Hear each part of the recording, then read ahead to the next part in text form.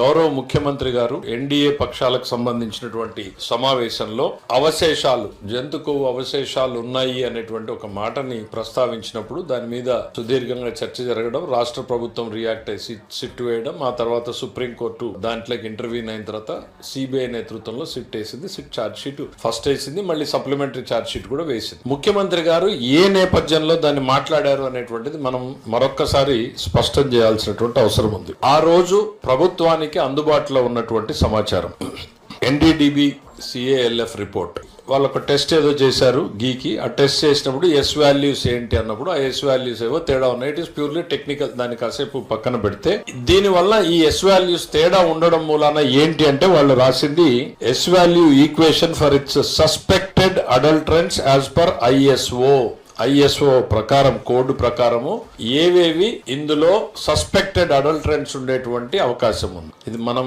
ముఖ్యమంత్రి గారు ఏదో చేసిన ఆరోపణ కాదు. ఎన్డీడీబీ ఆ రోజుకు అందుబాటులో ఉన్నటువంటి రిపోర్ట్ లో ఏం చెప్పారంటే, soybean, sunflower, Alia, rape seed, cotton seed, fish oil number 1 column, number 2 column coconut and palm kernel fat, number 3 palm oil and beef టాలో, number 4 lord, number 4 ఇందులో ఫిష్ ఆయిల్ ఉంది, బీఫ్ టాలో ఉంది, లార్డ్ ఉంది. ఇవి సస్పెక్టెడ్ అనేటువంటిది lab ఇచ్చినటువంటి report. దీని ఆధారంగానే గౌరవ ముఖ్యమంత్రి గారు ఆ రోజు మాట్లాడారు. ఇన్ఫాక్ట్ ఆ రోజు సమాజం నివ్వెరపోయింది.